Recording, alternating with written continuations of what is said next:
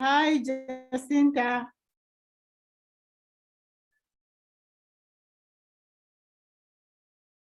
Hello, Jacinta. Hi, Patricia, and hi, Jacinta. Hi, how are you? Please, I'm well, thank you. Happy to see you. Good to see you also. Yeah, I've been very busy, so I've been missing some meetings.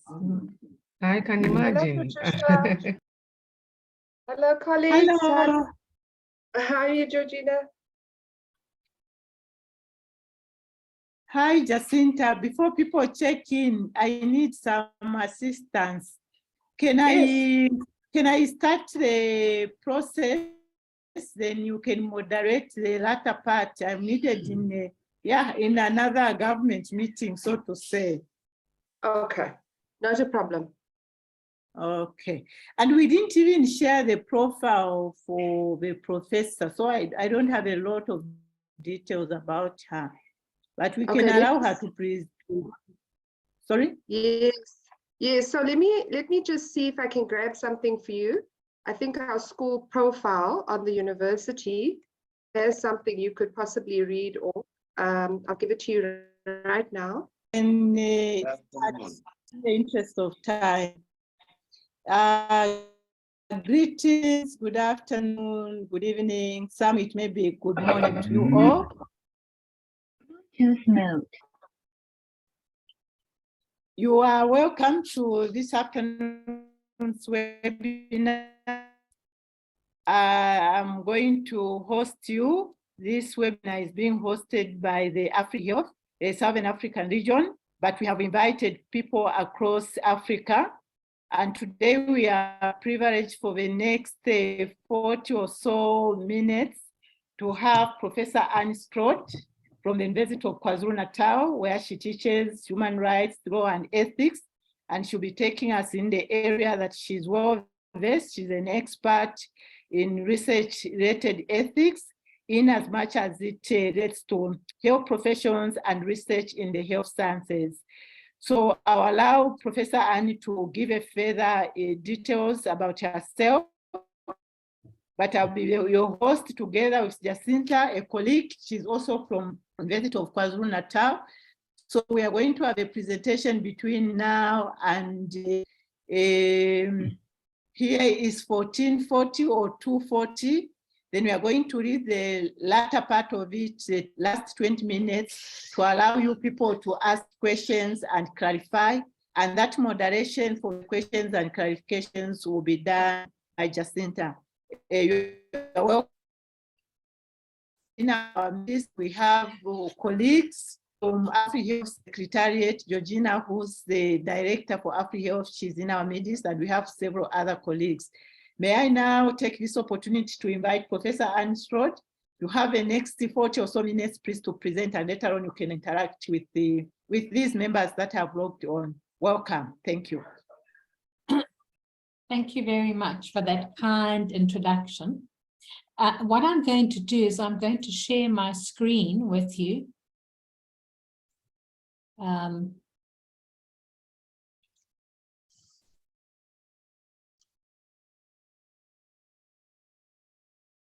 Sorry.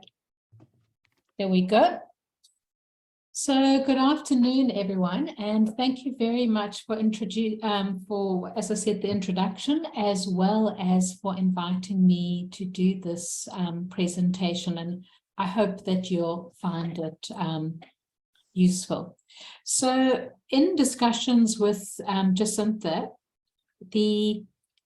I decided to do something on research ethics and its link to the highest attainable standard of health in Africa, which I think, having looked at your forum, is something that we all hold dear. It's something that we all subscribe to, that of trying to improve and achieve the standard of this highest attainable standard of health. Sorry. So by way of overview, what I will do, and I'm certainly very happy to email these PowerPoints to Jacinta, I thought I'd start by speaking about the rights that are relevant, then to move on to ethics, and then look at this intersection between rights, ethics, and research.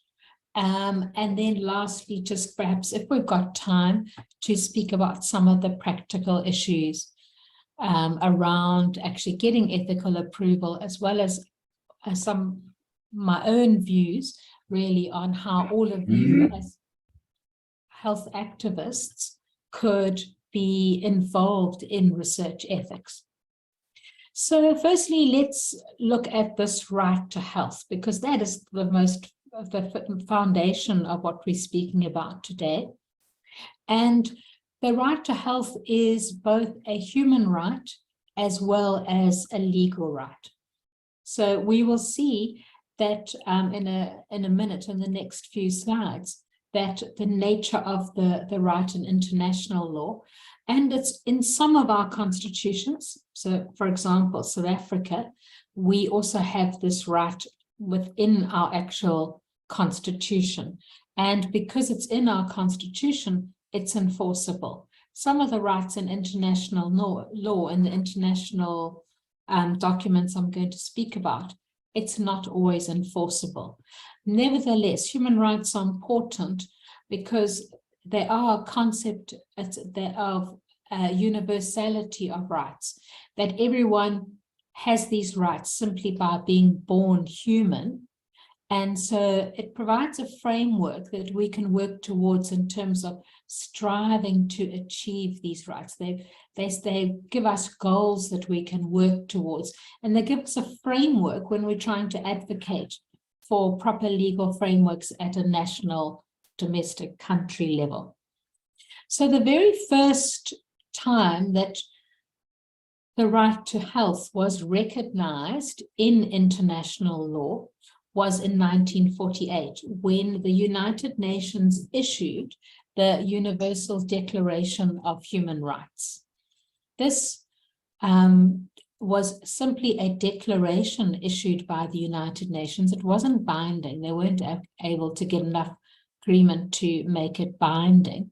But it remains very, very important because, firstly, from a symbolic point of view, because it was the first time, 1948, that the world recognized there is something called human rights, which everyone is entitled to.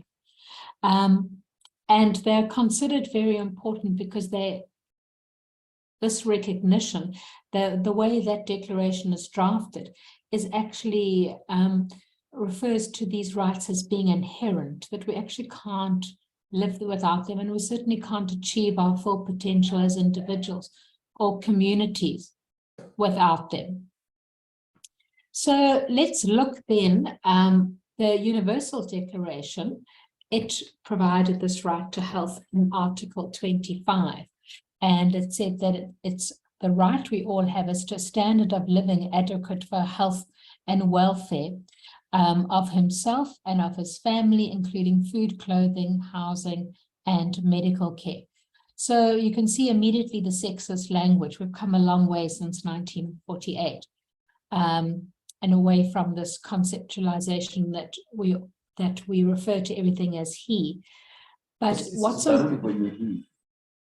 what's important is that if you look at the way the right is drafted, it was very progressive because it put health in the context of other standards of living, essentially saying that unless you have an adequate standard of living generally, you won't be able, medical care must be part of that. So for good health, you need food, you need clothing, you need housing. So a very progressive way of envisioning health, not just seeing it as something separate with just some drugs we give you when you come to the clinic, really part of a package of socioeconomic rights. Now, because the Universal Declaration of Human Rights wasn't enforceable, more than 10 years later, in 1966, the United Nations did issue a binding convention called the International Convention on Economic, Social, and Cultural Rights. And this became operational in 1976. And this framed it slightly differently. It didn't put health in a package of other socioeconomic rights. Instead, it said everyone has the right to the enjoyment of the highest attainable standard of physical and mental health. So it was also progressive because it did recognize mental health equally to physical health, which is very important.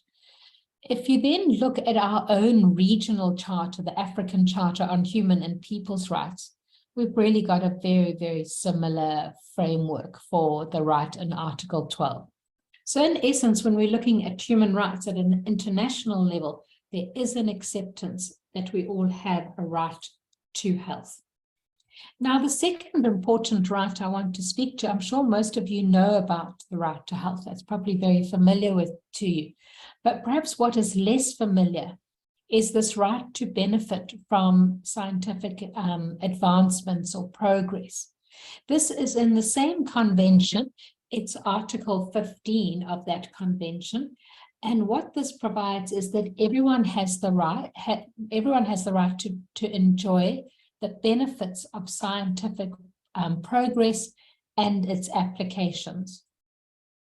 Now, recently, people are starting to call this particular right the right to science, and that it's argued that it has three elements to it. The first, that everyone should benefit from science, which is the way that the provision is worded. Secondly, that everyone should also have a right to contribute to science. So that's really about academic freedom, that all of us should have that right to pursue scientific objectives. And then lastly, and very importantly, because this is, I think, a very neglected area, the right of individuals to participate in scientific decision-making. In other words, for us as communities to be deciding and involved in decisions on where do we put research money. And this is very much linked to the whole idea of benefiting from science, because in a global world where we have an enormous distinction and differences and inequalities between the global north and the global south, this is very important. It's very important that we don't simply have research which is going to only benefit the north. And so we saw, for example, with the COVID vaccines, Africa was a key part of that development process towards the vaccines. And if I speak about my own country, South Africa, we had trial sites all over the country. We had our researchers were involved in the development of the vaccine, yet we as a country struggled to be able to buy vaccines. So it was all your developed countries pre-bought more than they even needed, making it very difficult for developing countries to get access to the vaccine, which was a clear violation of this right to benefit from scientific progress, because we had the right to benefit from it, we had participated in the development of it, but we couldn't access that vaccine. The other thing that comes out of this that to me is very important is that historically, we have been excluded from making scientific decisions as communities. So scientists and governments and pharmaceutical companies have driven the research agenda. And they've often driven a research agenda which focuses on the global north. So, for example, health problems in the global north are things like heart attacks. They are not necessarily as the highest rate of killers in Africa.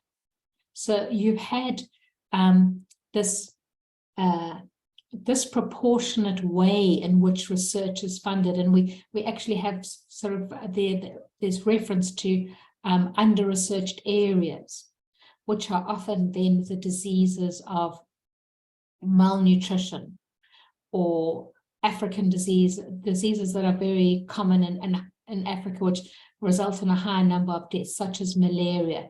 There's been a lack of research funding going to those areas. And that's why this is so important, is to recognize the link between the right to health as well as this right to benefit from science. Now, on the other side of human rights and law, when we're speaking about research, is ethics. So ethics, these are moral standards that we use, and that's where they're very different from the law, because laws traditionally were based on the moral values of our community. So our laws originally came from various religions across the world that we follow, etc. But there has been a moving away from that kind of and using the law to enforce morals now in law. But we still use these moral standards when we look at ethics.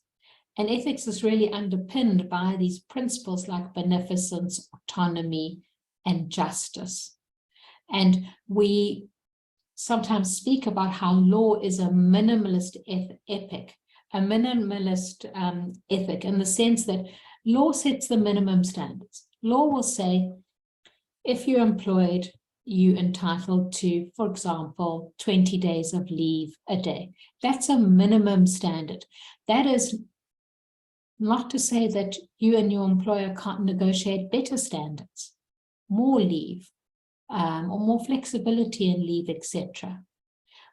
So that's law. Law is the minimum standard, whereas because ethics is more about morals, it's often about higher standards, what we aspire to and what we can try and do in order to be just, in order to promote autonomy and beneficence.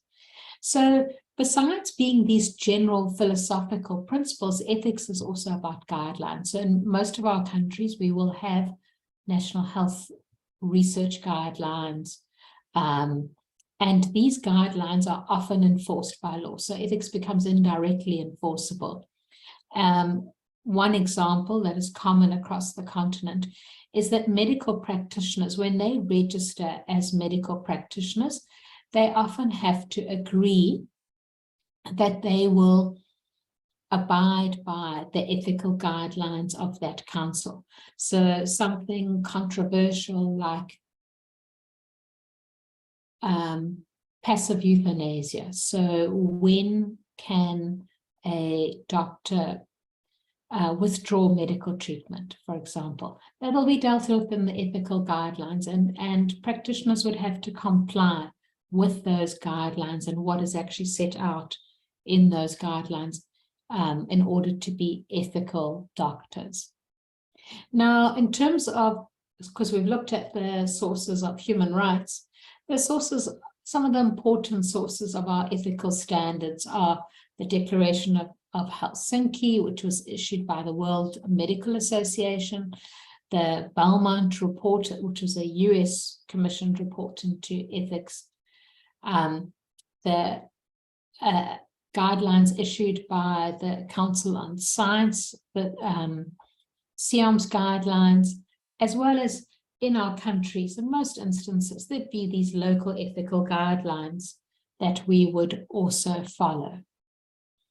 So what I was building up to is that health research is the gateway to us achieving this highest attainable standard of health. That's because we have actually seen all around us how scientific advances have improved healthcare services as well as treatment. So we've seen, for example, the development of the COVID vaccine that has saved tens of thousands, maybe even hundreds of thousands of lives, because we're now able to have a vaccine that will not stop us from getting infected with COVID, but will certainly help our bodies respond to it. If you look at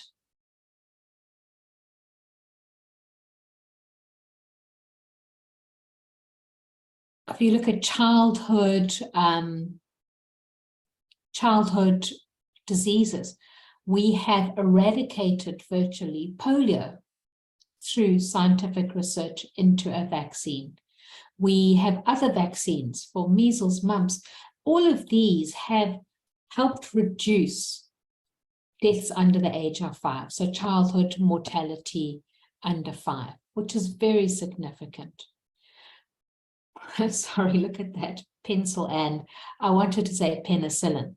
Look at the significance of the development of penicillin as a form of treatment. And more recently, that of PrEP, this pre-exposure prophylaxis for HIV. We now, because of extensive scientific research over the last 10 years, we now are able to provide a treatment which will reduce the person's at risk of getting HIV infection, and HIV and AIDS remain one of the largest killers in Africa. So health research is really significant because it can help us improve the health of all, and really help us fulfill that right that I started off saying was something that I think we all have as a common goal. We would all want to have better healthcare provided in Africa within its context of being under-resourced, underfunded, poor facilities, etc., and a great lack of healthcare providers, etc. So, but what we must accept, so we see research is very important, gives us all these benefits. But at the same time, when we are speaking about research, we have to recognize their competing interests. And these competing interests can result in harm. So you've got scientific goals. And often scientific goals are for the community as a whole. They don't necessarily protect or advance individuals. That individual child that's sick, that is disabled. And we can see with science sometimes, especially, for example, in COVID, when it was an emergency situation, there was international pressure. It's possible to sort of say, well, let's look at, we can benefit many people. Let's not worry so much about the individual, which is very problematic. So on the one hand, you've got the interests of science, developing these new interventions. On the other, you've got the people who volunteer and are research participants, and they allow blood draws. There may be discomforting procedures that they endure, all for this value of science, which, as I said, is really largely a community goal to have better healthcare. And then there are also community interests. So you've got scientific interests, individual interests, community interests, because the community itself may also have broader interests in scientific outcomes and what science can bring for their individual community. And because of these competing interests, that's what really created the pressure to regulate research. Because in the 1960s, which is what, 80 years ago, there was virtually no regulation of research. It's really up to that individual doctor who made their own ethical choices around what was good or bad. But there was a public exposure in the early 1970s of many research-related harms, which then led to regulation. I'm going to just give one example, and that's the abuse of both children and persons in subordinate positions, because I think this reflects what happened in many, many studies. This is a study which created great science. It created the smallpox vaccine, which was a very important scientific breakthrough. It was done by Dr. Edward Jenner, who had noticed that the milkmaids who were milking cows, they would get infected with what was called cowpox. So he would see little scabs and sores on their hands, but they didn't get smallpox. So he realized there was some sort of relationship between being exposed to cowpox, which seemed to protect you from smallpox. So he decided to do a study, and what he did was he then took a small amount of cowpox and he injected it into the 8-year-old son of his gardener. So you had a child underage. The child was only under 18, so only 8. So they wouldn't have had capacity to understand the risks of benefits of this study. Secondly, the child and the child's parent, who ought to protect them, were in a subordinate position because it was an employment relationship. So you can see the impact on voluntariness in that circumstance. What kind of voluntary decision could that gardener make? I think it would have been very difficult to say there was no influence on that decision. So it was examples like this that really built up over time pressure to actually introduce state regulation into research. And that has, in the last 20 years, but particularly in the last 10 years, last 2 decades, we've seen regulation of health research and the introduction of research ethics committees as one of the key bodies that need to ensure that research participants' rights are protected. So the way we frame this is we look at the role of research ethics committees being at 2 levels. The one is the rights level, to protect the rights. So participants have rights to privacy, autonomy, they must give their informed consent to research. But they also have to, research ethics committees must also protect welfare. In other words, ethical issues. So we don't want people just to participate in research. We need to treat them well. We need to treat them with respect because they are volunteering for the benefit generally of the broader community. So if we're going to have someone travel a long distance to be a research participant, we want to ensure that they reimbursed their transport money.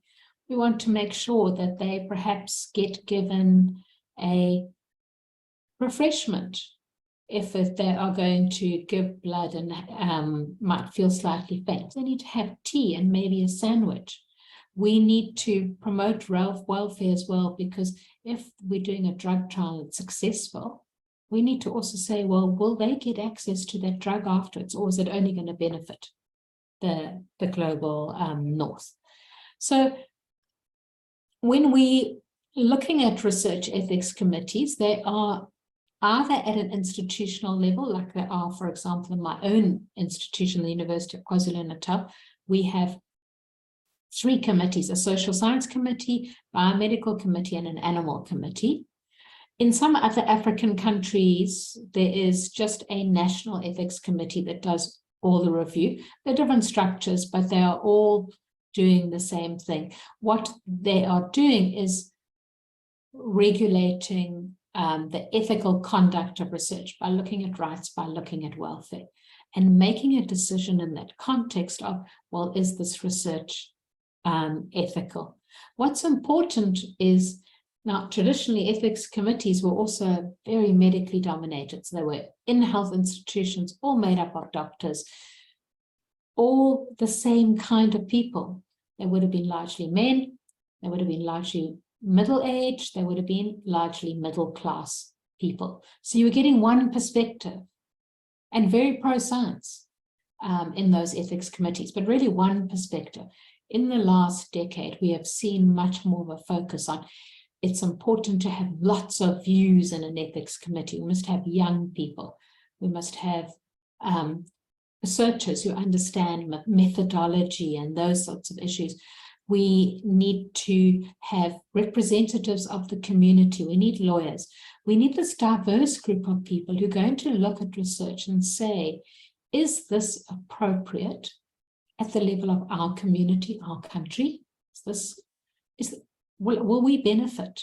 So if we do a study here, will our community actually benefit in some way from that study, as well as what are the harms, what are the benefits. He's not here, then you're disqualifying him. Sorry? And so when a committee is looking at a proposal, what they often use is this 2004 article by Emmanuel and others, which set out a whole list of 8 criteria, which are, firstly, prior to the study, you need to consult the community. So if you're going to do a big clinical trial into an HIV vaccine or a COVID vaccine, you need to actually go and make sure that the community is supportive of that. The study also has to have social value, and that's that distinction between the North and the South. So it must be a study that's going to benefit us here in Africa, not just people in the global North, and it must be scientifically valid. We can't let people participate in research if the study is not properly designed and whatever outcome there is scientifically invalid, because then it can't be used, and it means we've been through all those procedures with participants for nothing, for absolutely no value. And now scientists often find the scientific validity hard to accept because they say that's part of my academic freedom, how I want to design a study. But it's just that we do not want people to participate in research unless it's actually going to result in some value towards improving health. And then when we are within a study, so there needs to be the fair selection of study participants. It's not fair if we always come to the global South to get participants. If we always go to poor communities, we must be a fair selection. So the whole society needs to bear the burdens and risks of research. And that's really important in terms of justice. There also has to be a favorable risk-benefit ratio. We can't have people participating in research that is risky. There must be this risk-benefit ratio. And we generally use the standard of minimal risk, that research should be minimal risk. It should be similar to the risks that we all incur in our day-to-day lives. You must give informed consent, and there must be respect for the participants. We need to treat people with dignity, that they have inherent value. We're not just using their bodies to achieve a scientific outcome. We respect them at every way in which we interact with them. So then, lastly, I just thought I'd speak very quickly now about just some practical issues. That if you are a researcher and you are going to apply for ethical approval, because that's obviously absolutely critical. We do not want research without ethical approval, because we want to protect participants and respect their dignity.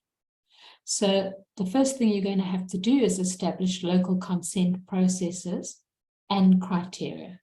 So you'd have to find out whether there are institutional ethics committees, is there only a national ethics committee, when does it sit, how do you actually apply to them? And then the informed consent document is very important, because it is an international human rights principle that people do not participate in research without their consent. So I spoke about that example with Dr. Edward Jenner. That wasn't real consent. He just said to his gardener, will you let me inject your son? That's not consent. So now our consent documents have become a lot more sophisticated. We try and set out in very simple language what the study's about, who's doing it, why we want the information, what people's rights are. And they need to really fully understand that before they participate in research. And what's important is it needs to be not only in simple language, but it must be in local languages. Africa, we have in most of our countries, we have more than one language that is spoken by people. So the consent form does need to be translated depending on the context, and what would be the most accessible way that people can get access to that information. Because at the end of the day, all of their rights are going to come down to that document. So it needs to be fully understood, fully explained, and every opportunity for questions offered. And then what's also important at a local level is what we call gatekeeper approval. That is, I can't just go to a hospital and say, okay, today I'm going to ask everyone at the emergency, accident and emergency center, I'm going to ask them what they think about something or other. You must get the approval of the institution where you're doing that research. And that's about respect, because hospitals, schools, workplaces, those are all places where people have gone there for specific purposes. So research should not disrupt that ordinary activity. It's important, but it also needs to bend and mold and be part of so it fits into the operational requirements of that particular institution. So the institution needs to be aware of it and be able to say, yes, you can speak to my staff, or you can speak to the learners, etc. Just really be under that whole banner of respect, that research is important, but what's more important, so scientific goals are important, but we must never lose sight of human rights, and that humans, in fact, are more important. There's in terms of research. And then the very last point that I wanted to make is that I think that many of you are advocates for change. Many of you are activists, and you are part of this forum because you want change, want better health services. So in relation to health research, I would really like to encourage you all to apply to be members of research ethics committees, because that's a voluntary position. And so it's not always easy to fill an ethics committee, but the work is invaluable, because you are then the eyes and ears of the community. You are the ones then who are saying, but this is inappropriate. For example, I'm on an ethics committee, and they wanted to do some researchers wanted to do very important research into childhood high blood pressure. Now, childhood high blood pressure is linked to childhood obesity. And they were going to go into schools with quite young children, and they were going to test blood pressure machines around, because the way we measure blood pressure, as I understand, with children and adults is different. But as part of the study, they were going to get children to come up to the front of class, stand on the scale, etc.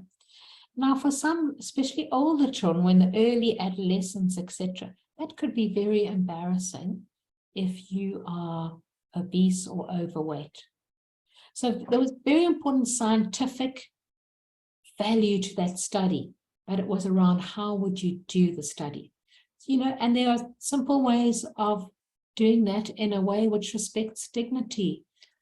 The children could be selected and then one by one go to a private place where the researchers are, stand on a scale in that private place. That could really assist with making children not feel embarrassed or ashamed about their bodies.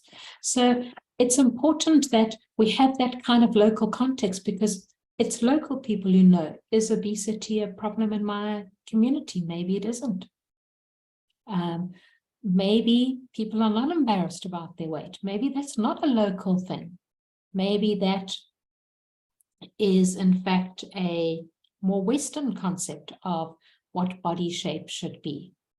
So it's important that a diversity of people are on ethics committees to bring those views and ensure that the research we do in Africa benefits all of us as Africans, and in turn helps us to achieve that right to the highest attainable standard of health. So thank you very much, everyone. I'm very happy. I know Jacinta is going to facilitate the next part. I'm very happy to answer any questions or listen to any comments that you have also, because I would really love to hear your views on this topic, and happy even if you disagree with me, etc. I look forward to some discussion. Thank you, everyone.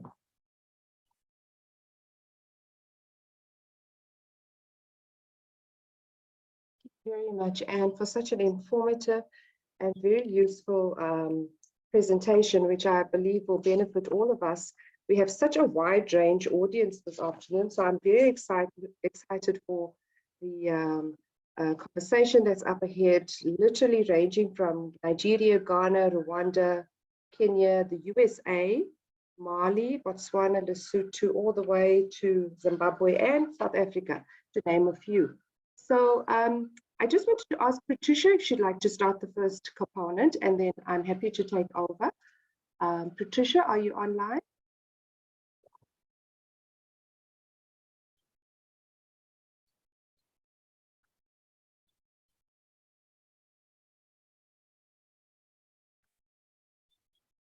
Okay, I don't see Patricia on the list. She might have dropped off the call. And there are two comments I see so far.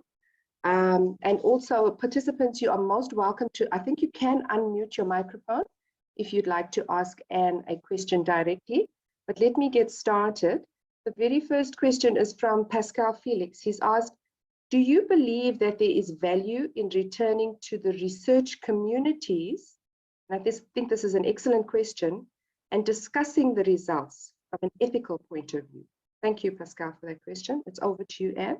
Thank you. Hi, Pascal. I agree with you 100%, because I think that's about respect. There's no point in taking information and then not coming back to you. So let me go back to that childhood obesity and high blood pressure.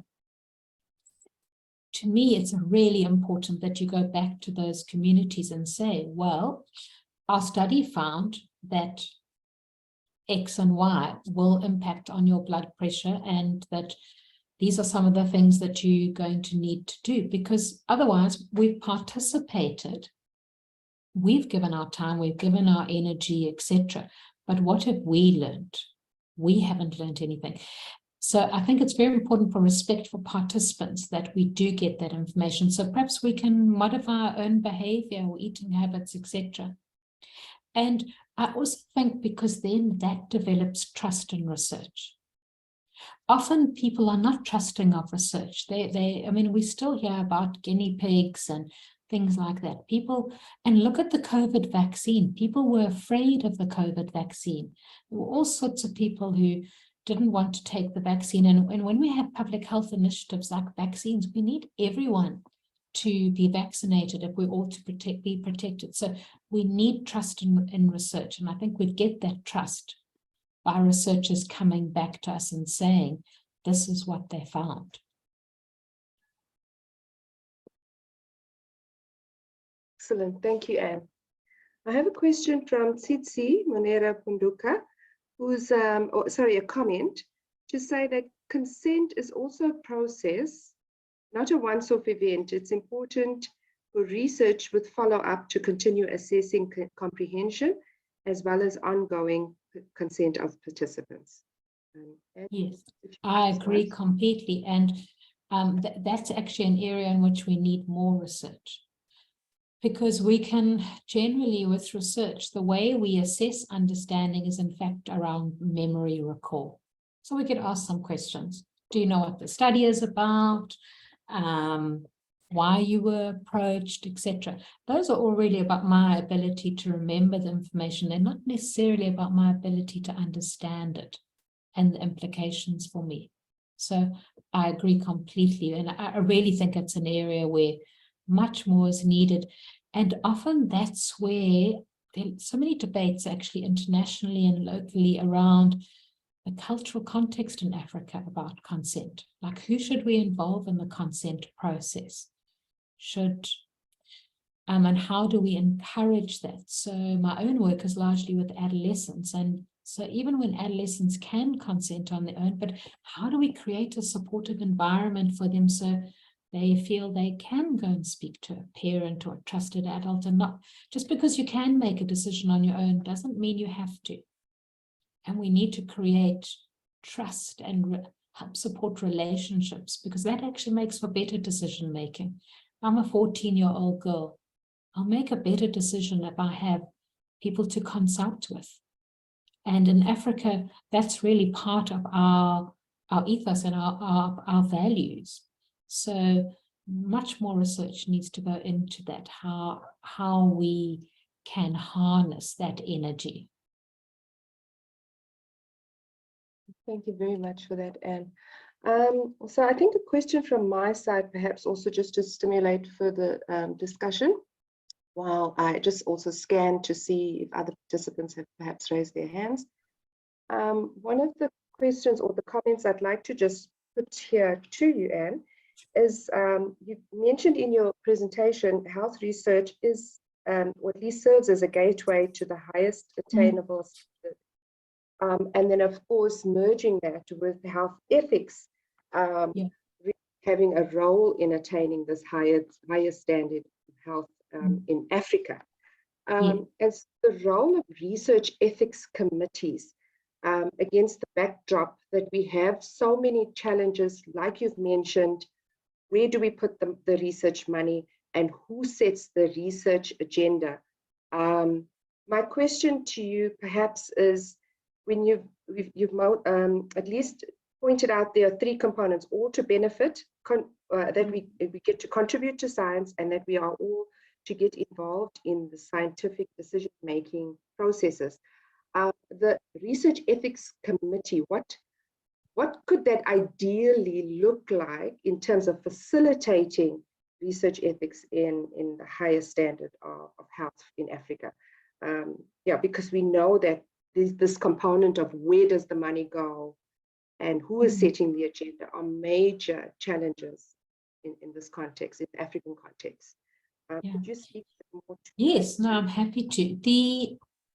So that we actually need to see a bigger picture. So I spoke narrowly about research ethics committees, but when you're thinking about research, it actually starts a long way behind that, because there has to be an idea.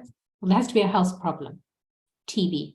We know TB treatments are very difficult treatments. They're not great. They have horrible side effects for persons taking them, etc.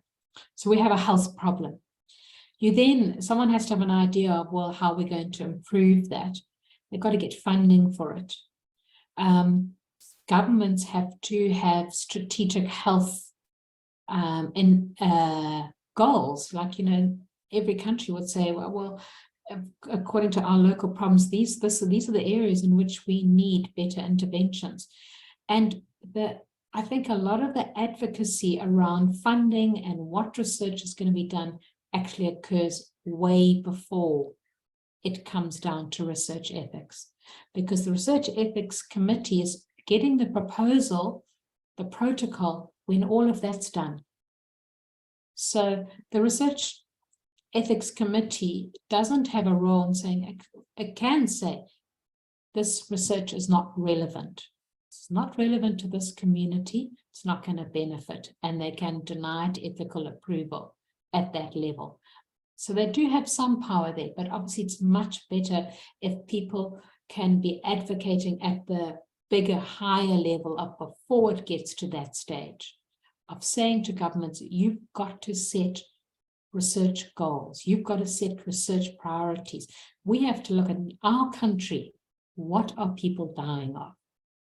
Where can we get the best value for research money? And that has to be a key consideration. So at least you've got that at a macro level. And then, yes, when you come down to the ethics committee, it's also up to them. And an ethics committee should not approve research that is going to have no benefit to us. That's only going to benefit perhaps wealthy countries because the drug that's developed is going to be so expensive. If you look, for example, at the early years of HIV, it was very good that there was a lot of activism for more research, because one of the first drugs developed was AZT. It was hugely expensive. And then you had after 1996, there was the development of antiretrovirals. Initially, they were completely beyond an ordinary person or African governments buying those antiretrovirals. Really, it became, if you were wealthy, you could buy life. And if you were wealthy and HIV positive, you could buy those drugs, but most people couldn't buy them. So that kind of research should not have taken place in Africa, because we knew the drugs were going to be too expensive, which is why it was very important, like in the context of HIV, there was an AZT study done that first study found that you could prevent mother-to-child transmission using AZT in a 4-week course. But such a valuable study called the SAINT study was done in Uganda and South Africa, which looked at a much cheaper version, only a single dose to the mother and to the child. And that was good that our ethics committee supported that research, because we knew the outcomes, we could implement them. They were affordable in our context. So ethics committees do have an important role, but they are only one stakeholder.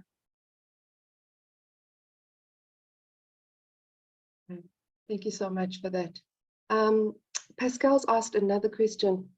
Thank you so much for this. Pascal, it is, do you believe that research should be cross-functional? That way one research could benefit needed understanding of other diseases?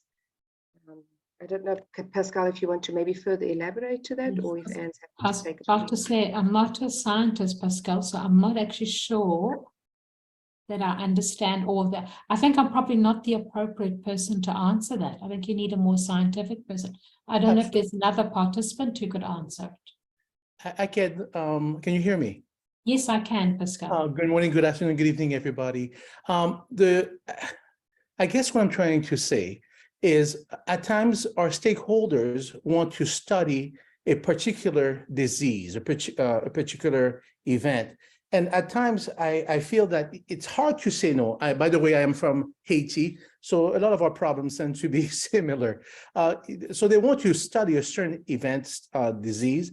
However, it is sometimes hard to say no to that investigation. However, one tends to become a little bit creative and says, okay, if you could add that component to your research so we can maybe further understand this particular disease that is relevant to our setting, is there an ethical, in your point of view, bear with me, I'm trying to find the word, obligation to do so?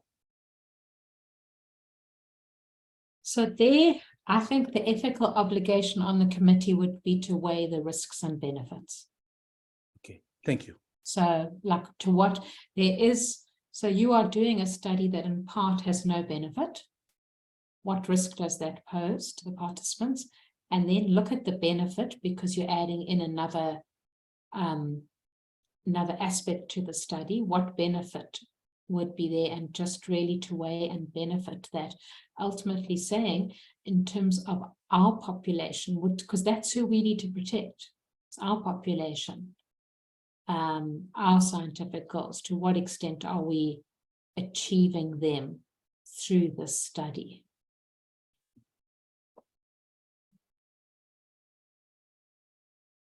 Thanks so much, Anne. I have a question from Sophia.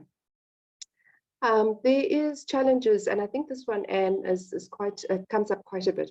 There is challenges on ethical procedures once the institutional research ethics committee responsible for providing the permission to allow the research to be conducted by researchers delay to give the consent.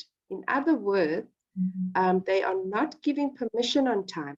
Don't you see sometimes that this can make a delay on most research being conducted on time, which will lead to society not getting solutions of their problem on time?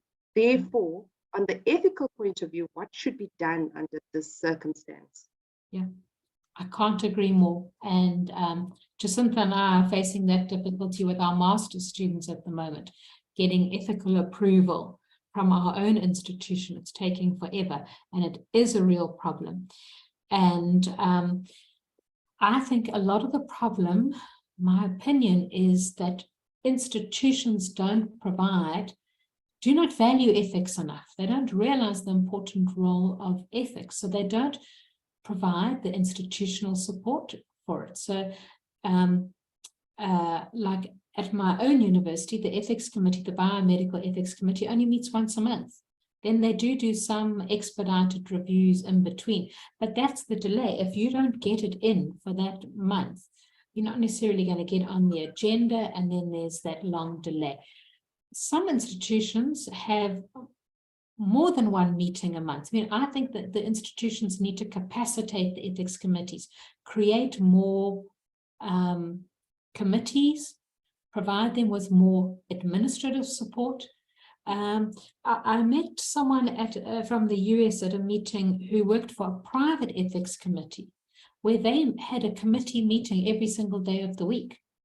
And they, because it was private, people paid a fee for using it, and they used retired academics to sit on the committees and just paid them a honorarium. But I think, so they're different models, but I think that is such an important issue that I wish more people would write around it and say we need to look at ways of speeding this up.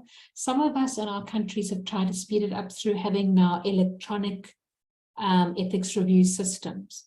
You know, my own university, we have that. You do application online, etc. But it doesn't seem to have dealt with the issue of time. So I don't have any solutions, but I completely agree. It's a significant problem, and it's having an impact on our rights to health, because these processes are slowed down. And it's university, it places enormous pressure on us, because to get our students ethical approval and get them to, that takes so long. It delays the getting of their data, which then delays the finishing of their degrees, which is also makes it very difficult and stressful. That's a real issue.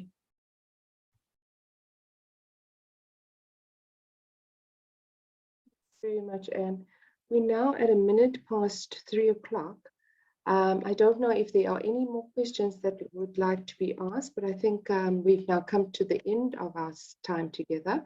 And I'd like to say, Anne, thank you very much for the session today, and for being able to also share not just the wealth of information that you have around this area, but also just some of the experiences that you've had both locally, nationally, and some of the engagements you've had internationally.